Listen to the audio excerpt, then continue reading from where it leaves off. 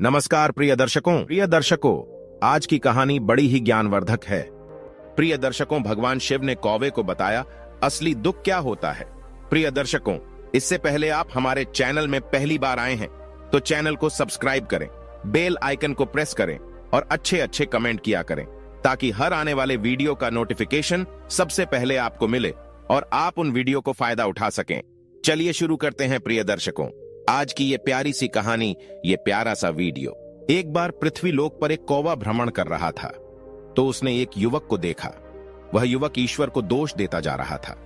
वह अपने जीवन से निराश था, दुखी था।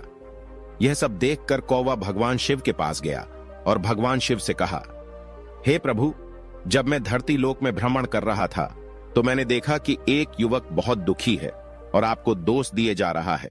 हे प्रभु, कृपया आप मुझे बताइए इस संसार में असली दुख क्या है। तब भगवान शिव कहते हैं, हे कौवे, मैं यह तुम्हें सब विस्तार से बताऊंगा।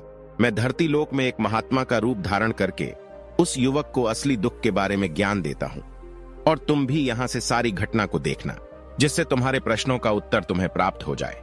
भगवान शिव कहते हैं, हे कौवे, पहले मैं तुम्हें इस युवक की पूरी कहानी सुनाता हूं, उसके बाद में इस युवक को असली दुख के बारे में बताऊंगा। भगवान शिव कहानी शुरू करते हैं और कहते हैं, हे कौवे, एक समय की बात है। एक गांव में एक व्यक्ति रहता था। उसका नाम ओम प्रकाश था। वह बड़ा आलसी था और अपने जीवन से बहुत निराश था। उसका कारण यह था कि उसने अब तक अपने जीवन में कुछ भी हासिल नहीं किया था। वह कुछ भी नहीं करता था। उसके घर वाले भी इस बात से बहुत परेशान रहते थे। वह चाहते थे कि वह बाहर जाकर कुछ अच्छा काम करें, कोई अच्छी नौकरी करें, लेकिन वह उनकी एक नहीं सुनता था। उसके घर वाले दूसरों का उदाहरण देकर उसे ताने मारते थे, उसे तरह तरह की बातें कहते थे, लेकिन उसे कोई फर्क नहीं पड़ता था। जबकि उसके सारे मित्र कामयाब हो चुके थे। कोई अच्छा व्यापार कर रहा था तो कोई अच्छी नौकरी कर रहा था, जिस कारण जब भी वह लोग मिलते तो वे लोग अपनी बढ़ चढ़कर बड़ाई किया करते थे। लेकिन ओम प्रकाश कुछ करता नहीं था, जिस कारण जब भी कोई उससे पूछता कि तुम क्या कर रहे हो तो वह कुछ करता तो था नहीं।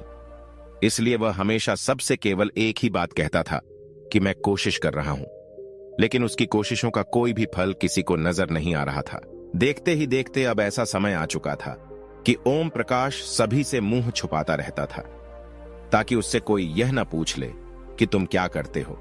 इसलिए वह कभी किसी के सामने भी नहीं आता था। धीरे धीरे उसका मन दुखी होने लगा था।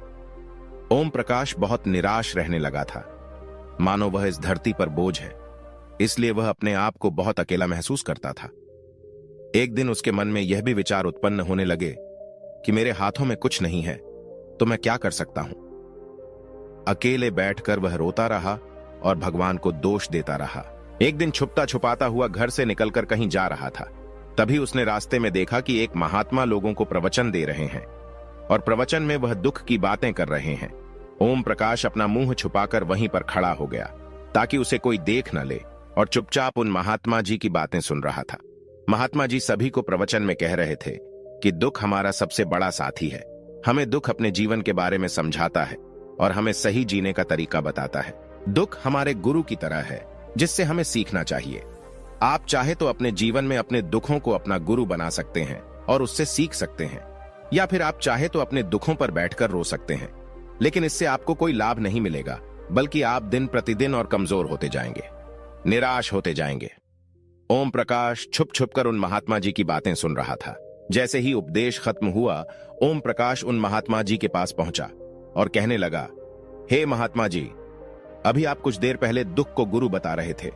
आप कह रहे थे कि दुखों से हमें सीखना चाहिए, हमें उन्हें अपना गुरु बनाना चाहिए, लेकिन मैं भी तो अपने दुखों से परेशान हूं, अपने जीवन से परेशान हूं। मैंने अब तक जो दुख झेले हैं, मुझे तो कभी ऐसा प्रतीत नहीं हुआ कि मेरे दुख मुझे कुछ सिखा रहे हैं, बल्कि मुझे तो हमेशा यही लगता है कि वह मुझे पीड़ा दे रहे हैं, तकलीफ दे रहे हैं। और दुख की पीड़ा बहुत भयंकर होती है। ऐसा लगता है जैसे अब इसके बाद हमारा जीवन समाप्त हो जाएगा, इसके बाद हमें कुछ नहीं मिलने वाला, और यहां तक कि हमें मृत्यु भी उसके सामने कम लगने लगती है। जब लोग ताने मारते हैं, जब लोग ये कहते हैं कि तुम क्या कर रहे हो, तो मन को बहुत ठेस पहुंचती है और मैं उनसे कुछ नहीं कह पाता हूं। ओम प्रकाश की बातों को सुनकर महात्मा जी कहते हैं, बेटा, तुम्हें क्या दुख है और तुम दुख के बारे में ऐसी बातें क्यों कर रहे हो? ओम प्रकाश ने अपने ऊपर बीती हुई सारी बातें उन महात्मा जी को बता दी और कहने लगा, हे महात्मा, क्या आपके पास मेरे दुख का कोई समाधान है? ओम प्रकाश की बातें सुनकर महात्मा जी मुस्कुराए और कहने लगे, बेटा, जब तुम्हारे जीवन में असली दुख आए तो तुम मेरे पास आना, मैं तुम्हारे दुख का समाधान अवश्य बताऊंगा। उन महात्मा जी की बातें सुनकर ओम प्रकाश अचरज में पड़ गया। उसे यह समझ नहीं आ रहा था कि क्या उसने अब तक जो दुख झेले हैं वह असली दुख नहीं है। उसने जो अब तक पीड़ा झेली, लोगों के ताने सहे हैं और जो तकलीफ उठाई है, क्या वह असली दुख नहीं है? आगे वह मन ही मन अपने आप से कहता है कि जब मुझे मेरे अपने नहीं समझ पाए तो ये महात्मा जी मुझे क्या समझेंगे। इतना सोचकर ओम प्रकाश वहां से अपने घर की ओर चला आया। अब ओम प्रकाश लोगों के ताने सुन सुनकर बहुत थक चुका था। वह बहुत निराश हो चुका था, जिस कारण उसने निर्णय लिया कि वह अब कुछ करके दिखाएगा। उसने अपने पिता से थोड़ा सा रुपया लिया और उस रुपये से उसने एक व्यापार शुरू किया। उसके पिता बहुत खुश थे कि कम से कम मेरा बेटा कुछ करने का प्रयास तो कर रहा है, लेकिन उसे व्यापार में कोई सफलता नहीं मिल रही थी, जिस कारण वह बहुत ही हताश हो चुका था। वह बहुत निराश हो चुका था। ओम प्रकाश को यह समझ नहीं आ रहा था कि वह क्या करे, किस तरह से अपने व्यापार को आगे बढ़ाए। तभी उसके पिता ने उससे कहा, बेटा, कोई बात नहीं, इसी तरह से प्रयास करते रहो, आज नहीं तो कल सफलता अवश्य मिलेगी। ओम प्रकाश ने अपने पिता की बात मानी। ओम प्रकाश अब अपने व्यापार में और भी कड़ी मेहनत करने लगा। धीरे धीरे उसे सफलता मिलने लगी और फिर उसने रफ्तार पकड़ ली। देखते ही देखते केवल 2 साल के अंदर वह एक बहुत बड़ा व्यापारी बन गया। अब उसके पास धन दौलत की कोई कमी नहीं थी। जो लोग ओम प्रकाश को पहले नापसंद किया करते थे, वही लोग अब उसे पसंद करते थे, उसकी चिंता करते थे, उसके कार्यों की सराहना करते थे। उसके माता पिता भी अब अपने बेटे से बहुत खुश थे और उसकी सफलता से अत्यंत प्रसन्न भी थे। धीरे धीरे ओम प्रकाश के मित्रों की संख्या लगातार बढ़ती जा रही थी। ओम प्रकाश के कुछ मित्रों ने उसे यह भी सलाह दी कि उसे अपना व्यापार और तेजी से बढ़ाना चाहिए, उसे अपने व्यापार को और फैलाना चाहिए। जब तुम आज केवल इस नगर के सबसे बड़े व्यापारी हो, तब तुम इतना खुश हो, तुम्हारे साथ बहुत सारे लोग हैं। वहीं पर तुम सोचो कि जब तुम इस राज्य के सबसे बड़े व्यापारी बन जाओगे, तब तुम्हारे यहाँ पर लोगों की भीड़ लग जाएगी, लोग तुमसे मिलने के लिए समय निकालेंगे। यहाँ तक कि इस राज्य का राजा भी तुमसे मिलना चाहेगा, तुम्हारी तारीफ करेगा, और यदि कभी ऐसी जरूरत पड़ी तो वह तुमसे धन भी उधार लेने के लिए अवश्य आएगा। ओम प्रकाश को अपने दोस्तों की यह बात बहुत पसंद आई। ओम प्रकाश ने सोचा कि मेरे मित्र सही कह रहे हैं, मुझे अपने व्यापार को और बड़ा करना चाहिए और फैलाना चाहिए, तभी तो हर कोई मेरे बारे में जान सकेगा, हर कोई मुझे पहचान सकेगा। उसने बिना देरी किए, समय को बिना गंवाए अपने व्यापार में और मेहनत करने लगा। लेकिन अब की बार उसके मन में धैर्य नहीं था, जिस कारण उसने कुछ अनुचित कदम उठाए ताकि उसका व्यापार जल्दी से जल्दी और बड़ा हो जाए। उसने कई लोगों से अधिक मात्रा में धन उधार ले लिया, जिससे उसके ऊपर काफी कर्ज बढ़ चुका था। और इतना ही नहीं, वह यहां पर नहीं रुका। उसने अधिक से अधिक मुनाफा कमाने के चक्कर में अपने माल की गुणवत्ता को भी खराब कर दिया, जिससे अब उसके माल में वह बात नहीं रह गई थी जो पहले हुआ करती थी। लेकिन वह अपने मित्रों की बात सुनता रहा। जैसा उसके मित्र कहते थे, वह वैसा ही करता चला जा रहा था। यहां तक कि उसने अपने व्यापार को और भी तीव्रता से बढ़ाने के लिए अपने दूसरे छोटे व्यापारियों के खिलाफ षड्यंत्र भी रचना शुरू कर दिया, जिस कारण उसके मन में अब पहले जैसा वह सुकून नहीं था। उसे अब रातों को नींद नहीं आती थी। अब उसके मन में केवल एक ही विचार रहता, किस तरह से उसका व्यापार पूरे राज्य में फैल जाए और वह इस राज्य का सबसे बड़ा व्यापारी बन जाए।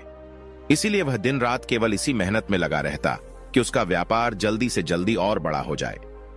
ओम प्रकाश के पास नौकर चाकर सभी सुख सुविधाएं थीं, लेकिन उसके बावजूद भी उन चीजों का लाभ नहीं उठा पा रहा था, क्योंकि उसका पूरा ध्यान केवल अपने व्यापार को और उन्नति पर ले जाना था।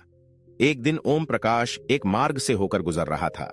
तभी रास्ते में ओम प्रकाश को उन महात्मा का आश्रम दिखाई पड़ा। यह देखकर वह उन महात्मा जी के पास गया और उनसे कहने लगा, हे महात्मा जी, आपने कहा था कि जब मेरे जीवन में कोई असली दुख आए तब मैं आपके पास आऊं। आज इसलिए मैं यहां पर आया हूं। आज मैं बहुत दुखी हूं।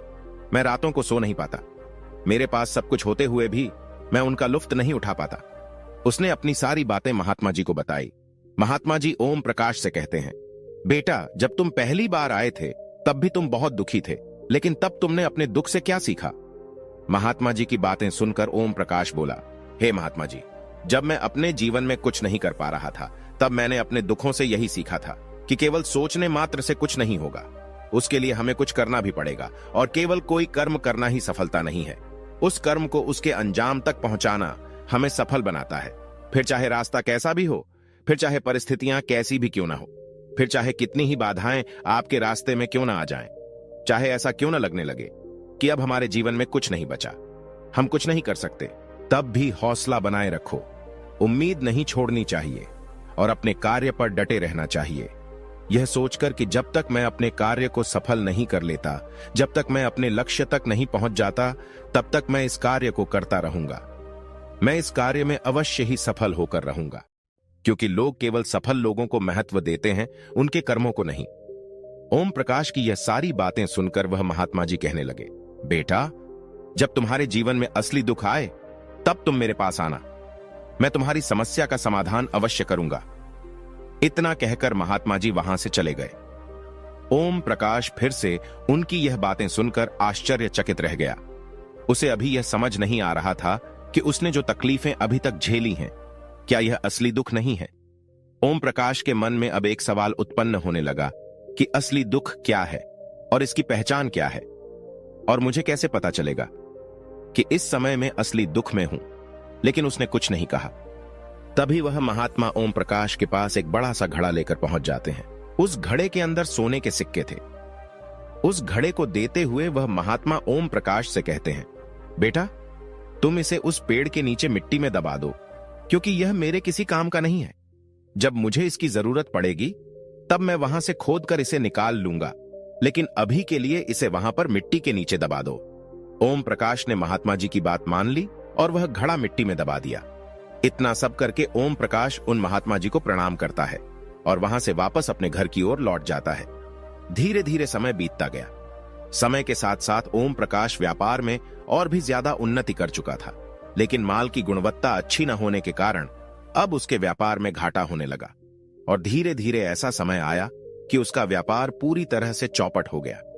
अब उसके पास कुछ नहीं बचा था। ओम प्रकाश ने अपने दोस्तों से जो कर्ज लिए थे वह कर्ज भी उसे चुकाने थे, लेकिन ओम प्रकाश यह सोचकर निश्चिंत था कि उसने वह कर्ज अपने मित्रों से लिए हैं, जिस कारण वह उन्हें लौटाने में थोड़ी देर अवश्य कर सकता है। वह तो यह सोच रहा था कि उसके मित्र उसका बुरे समय पर साथ देंगे, लेकिन सबसे पहले उसके मित्र ही उससे अपना कर्ज वापस लौटाने की मांग करने लगे। तब ओम प्रकाश को एहसास हुआ कि कोई भी अपना नहीं है। उसने अपने मित्रों से उस कर्ज को लौटाने के लिए थोड़ी सी मोहल्लत मांगी, लेकिन ओम प्रकाश के किसी भी मित्र ने उसे कर्ज को लौटाने के लिए मोहल्लत नहीं दी, बल्कि वे लोग उसे जान से मारने की धमकी देने लगे। अपने मित्रों के मुंह से यह सब सुनकर ओम प्रकाश बहुत ही आश्चर्यचकित रह गया। वह जो कुछ सोच रहा था उसके साथ सब कुछ उल्टा हो रहा था। व्यापार के चलते उसके बहुत मित्र और शुभचिंतक बने थे, पर वह सब उससे दूर जाने लगे थे। हर कोई उससे पीछा छुड़ाना चाहता था, कोई भी उसका साथ नहीं देना चाहता था। धीरे धीरे उसकी सारी संपत्ति नीलाम हो गई। अब उसके पास कुछ नहीं बचा था। वह सड़क पर आ चुका था। एक दिन ओम प्रकाश ने अपने पिताजी से कहा, पिताजी, मेरी मदद कीजिए, मेरे ऊपर बहुत कर्ज है, मुझे उसे लौटाना है, कृपा करके मुझे थोड़ा सा धन दे दीजिए। इस पर ओम प्रकाश के पिता ने ओम प्रकाश से कहा, बेटा, मेरे पास यही एक छोटा सा घर है, अगर यह अभी मैं तुम्हें दे दूं तो मैं और तुम्हारी मां कहां रहेंगे? हमें भी दर दर की ठोकरें खानी पड़ेगी। ले देकर अब हमारे पास केवल यही संपत्ति बची है, इसलिए मैं तुमसे क्षमा मांगता हूं। अपने माता पिता के मुख से यह सुनकर ओम प्रकाश चुपचाप वहां से चला आया और मन ही मन वह सोच रहा था कि मेरे पास अब कुछ नहीं बचा है। मेरे पास जो कुछ था वह सब कुछ लुट चुका। मेरा सब कुछ तो अब बर्बाद हो चुका है। भला अब मैं जीकर भी क्या करूंगा? अब मेरे पास केवल एक ही रास्ता है जिससे मैं अपने कर्जदारों से अपना पीछा छुड़ा सकता हूं। यह सोचता हुआ वह एक ऊंची पहाड़ी की ओर पहुंचा। वह पहाड़ी पर चढ़ने ही वाला था कि तभी उसे याद आया कि उन महात्मा जी ने कहा था कि जब तुम पर असली दुख आए तभी तुम मेरे पास आना, मैं तुम्हारी समस्या का समाधान अवश्य करूंगा। यह सोचकर ओम प्रकाश के मन में एक बार फिर उम्मीद की लहर दौड़ पड़ी। ओम प्रकाश दौड़ता हुआ उन महात्मा जी के पास पहुंचा और ओम प्रकाश ने उन्हें प्रणाम करके अपने ऊपर बीती हुई हर एक बात उन्हें बता दी और कहने लगा, हे महात्मा, आपने कहा था कि जब मेरे ऊपर असली दुख आए तब आप उसका समाधान अवश्य करेंगे। तभी वह महात्मा जी ओम प्रकाश की इस बात को सुनकर मुस्कुराने लगे और कहते हैं, बेटा, कहां है असली दुख? जब तुम्हारे जीवन में असली दुख आएगा तो मैं उसका समाधान अवश्य करूंगा। उन महात्मा जी के मुख से यह सुनकर ओम प्रकाश के सब्र का बांध टूट गया और ओम प्रकाश ने उन महात्मा जी से कहा कि क्या मैंने आज तक जो भी दुख झेला है, जो भी तकलीफ झेली है, क्या यह दुख नहीं है? क्या इसे दुख नहीं कहते? तभी वह महात्मा ओम प्रकाश से कहते हैं, बेटा, पहले तुम मुझे यह बताओ कि तुमने अपने दुख से क्या सीखा है। इसका जवाब देते हुए ओम प्रकाश उन महात्मा से कहता है, हे महात्मा, मैंने तो यही सीखा है कि जो लोग तुम्हारी तरक्की में तुम्हारा पीछा करते हैं वह लोग अवश्य ही तुम्हें धोखा देंगे, क्योंकि ऐसे लोग बुरे समय पर तुम्हारा साथ नहीं देने वाले, बल्कि तुम्हारा फायदा उठाने का ही वह प्रयास करेंगे। इसलिए ऐसे लोगों पर भरोसा न करें, बल्कि जो लोग तुम्हारी असफलता के समय पर, तुम्हारे बुरे समय पर तुम्हारे साथ खड़े हैं, वही तुम्हारे असली मित्र हैं और वही तुम्हारे साथ रहते हैं। और ऐसे लोग तुम्हें बहुत कम मिलते हैं। जिन्हें भी ऐसे लोग मिलते हैं उन्हें हमेशा उनकी कद्र करनी चाहिए। जब तुम कोई कार्य कर रहे हो तो उसे पूरी ईमानदारी से करो, धैर्य रखो, लालच न करो, क्योंकि ऐसा करने से तुम्हारे साथ ही बुरा होगा और तुम हमेशा नुकसान में रहोगे। ओम प्रकाश की यह सारी बातें सुनकर महात्मा उसे उस घड़े के पास ले गए जहां उस घड़े को उन्होंने मिट्टी में दबाया था। उन्होंने गड्ढा खोदा। वह घड़ा ओम प्रकाश के हाथ में थमाते हुए महात्मा जी ने ओम प्रकाश से कहा, ये लो, अभी इससे तुम अपना काम चलाओ और जब तुम्हारे जीवन में असली दुख आए तब तुम मेरे पास आना, मैं उसका समाधान अवश्य करूंगा। ओम प्रकाश महात्मा जी की बात सुनकर बड़ी अचरज में पड़ गया। उसे यह समझ नहीं आ रहा था कि आखिर यह असली दुख क्या है, लेकिन उसने अपने हाथों में पकड़े उस घड़े को देखा जिसके अंदर सोने के सिक्के थे। यह देखकर उसे मन ही मन यह लगा कि चलो, अब तो थोड़ी सी राहत अवश्य हो जाएगी। मैं अपने मित्रों का वह कर्ज लौटा सकूंगा और एक नया व्यापार भी फिर से आरंभ कर सकूंगा। यही सोचते हुए ओम प्रकाश ने उन साधु महात्मा को प्रणाम किया, उनका धन्यवाद किया और वहां से चल पड़ा। ओम प्रकाश ने उन सोने के सिक्कों से सभी का कर्ज लौटा दिया और अपने लिए एक बार फिर से नया व्यापार शुरू किया। व्यापार छोटा था, लेकिन अब की बार ओम प्रकाश बहुत खुश था। उसने अपने व्यापार पर काम किया और देखते ही देखते एक बार फिर से वह एक बड़ा व्यापारी बन गया। लेकिन अब की बार वह बहुत खुश था, क्योंकि इस बार उसने कोई लालच नहीं किया, न ही किसी के लिए षड्यंत्र रचा, बल्कि उसने पूरी ईमानदारी और मेहनत के साथ अपने व्यापार पर काम किया। लेकिन जैसे जैसे आप धनी होते जाते हैं, जैसे जैसे आप अमीर बनते जाते हैं, आपके मन में एक डर और उत्पन्न होने लगता है, और वह डर है अपनी दौलत को न खो देने का, जिस कारण आप लोग दान पुण्य करना शुरू कर देते हैं, लोगों की मदद करते हैं, ताकि आपके जीवन में कभी कोई दुख ना आए। लेकिन यह जीवन सुख और दुख का संगम है, जिस कारण हर किसी को सुख और दुख से होकर गुजरना ही पड़ता है। इसी वजह से एक बार फिर से ओम प्रकाश के जीवन में एक और दुख का आगमन हुआ। अब की बार उसके माता और पिता दोनों की मृत्यु हो गई। ओम प्रकाश अपने माता पिता से बहुत प्रेम करता था, इसलिए उसके मन को बहुत गहरा आघात पहुंचा। जब आखिरी बार वह उन्हें देख रहा था तो उसके मन में हजारों सवाल उत्पन्न होने लगे। उसने सोचा कि जिस संपत्ति के लिए वह हमेशा लड़ते झगड़ते रहते थे, आज उसकी देखभाल के लिए कोई नहीं था।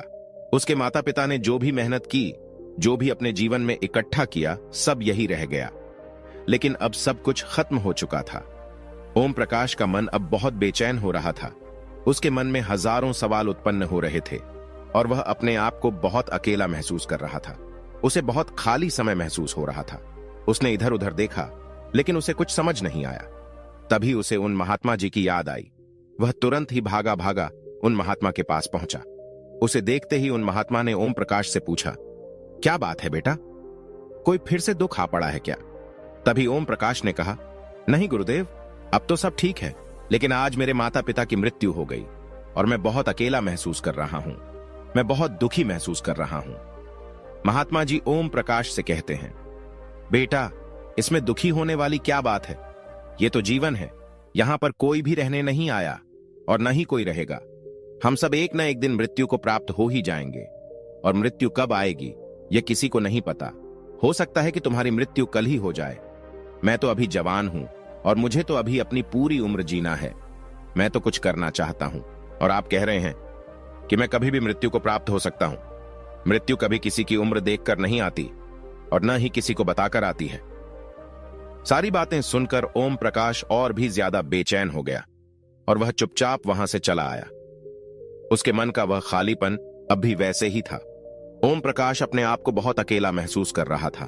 उसके बाद से उसका मन अपने व्यापार में भी नहीं लग रहा था। जब भी वह कोई कार्य करने लगता तो उसके मन में बहुत सारे प्रश्न उठने लगते कि वह क्या कर रहा है, क्यों कर रहा है, और उसने इस कार्य को क्यों किया। उसके मन में अब एक और प्रश्न उत्पन्न होने लगा था कि क्या हम यहां पर केवल इसीलिए आते हैं कि इस जीवन को भोगें और एक दिन मृत्यु को प्राप्त हो जाए। जीवन का असली मतलब क्या है? उसने कई विद्वानों से पूछा, अपनी तरफ से जो मुमकिन हो सकता था खोजबीन की, लेकिन उसे कोई संतोषपूर्ण जवाब नहीं मिल पा रहा था। और जब उसे कोई जवाब नहीं मिला तो उसका दुख और भी बढ़ गया, जिस कारण उसके मन की बेचैनी और भी बढ़ चुकी थी और उसे यह समझ नहीं आ रहा था कि वह क्या करे, कहां जाए, किससे पूछे। तभी उसे फिर से उन महात्मा जी की याद आई। ओम प्रकाश फिर से उन महात्मा जी के पास पहुंचा और उसने अपने मन की सारी बातें उन महात्मा जी को बताई। महात्मा जी ओम प्रकाश से कहते हैं, बेटा, आज पहली बार तुम्हारे जीवन में असली दुख उत्पन्न हुआ है, जिसे हम दुख कह सकते हैं, जो दुख कहलाने लायक है कि हमें पता ही नहीं कि हम क्या कर रहे हैं, कहां जा रहे हैं, क्यों जा रहे हैं, वह कौन है, क्या है, क्यों है, हम क्या करना चाहते हैं। तभी ओम प्रकाश उन महात्मा से कहता है, हे महात्मा जी, आप मेरे इस दुख का निवारण कीजिए। महात्मा जी ओम प्रकाश से कहते हैं, हम सब के अंदर क्रोध, लालच, लोभ जैसी कई वासनाएं हमारे अंदर घर करके बैठ जाती हैं, जिस कारण हम अपने जीवन को टुकड़ों में जीते हैं और हमारी चेतना कभी एक नहीं हो पाती। हम कभी एक जगह सोच नहीं पाते, समझ नहीं पाते, और हमारी ऊर्जा शक्ति भी पूरी तरह छिन्न भिन्न हो जाती है। और आजकल के इस दौर में हमारे पास तो इतना भी समय नहीं है कि हम एक पल निकाल करके एक पल के लिए मुड़कर अपने आप को देख सकें, अपने आप को समझ सकें कि वास्तविकता में हर कोई यहां पर अपने जीवन भर केवल दुख दुख कहकर चिल्लाता रहता है। उसका समाधान निकालने का हर मुमकिन प्रयास करता है, लेकिन जिसे हम दुख समझते हैं वह तो दुख है ही नहीं, तो इसका समाधान आपको कहां से मिलेगा।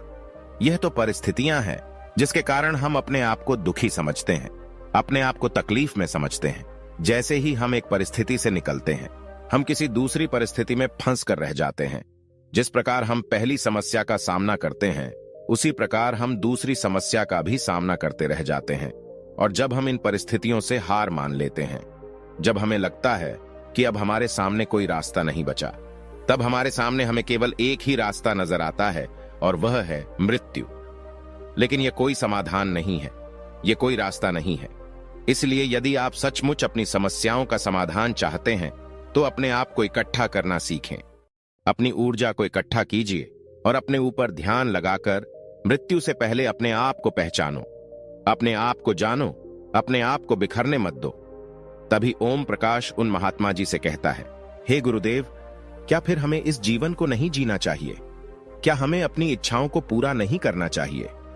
महात्मा जी ओम प्रकाश से कहते हैं, बेटा, हमें किसी से भी लगाव नहीं रखना चाहिए।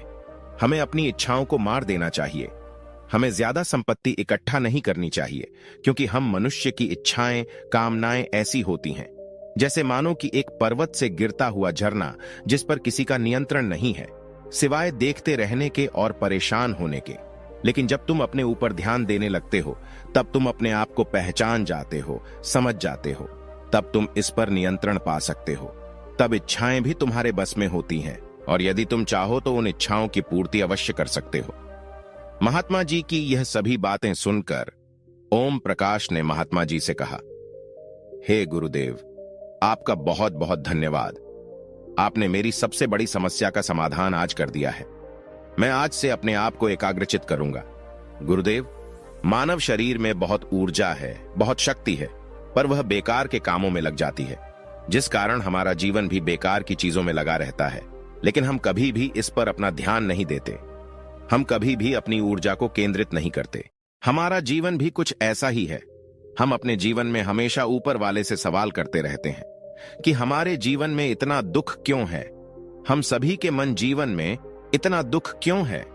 हम सभी के मन में यह सवाल तो अवश्य ही उठता है, और इसका जवाब है कि वह ईश्वर यह चाहता है कि हम अपने जीवन के अंतिम दुख तक पहुंच सके, उस गहराई तक पहुंच सके जहां पर हमें यह पता चल सके कि हमने अभी तक अपने आप को नहीं जाना, अपने आप को नहीं पहचाना।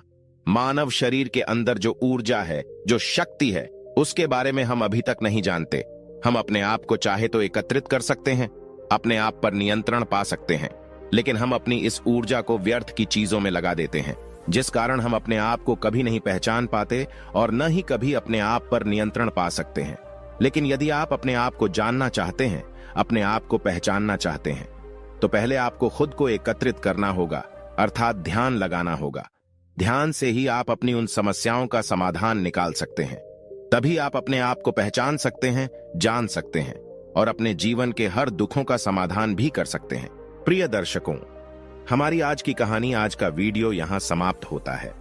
हम उम्मीद करते हैं कि आपको यह कहानी पसंद आई होगी और आप इससे ढेर सारी प्रेरणा लेंगे। मिलते हैं अगली ज्ञान चर्चा के साथ अगली वीडियो में। तब तक के लिए नमस्कार, धन्यवाद।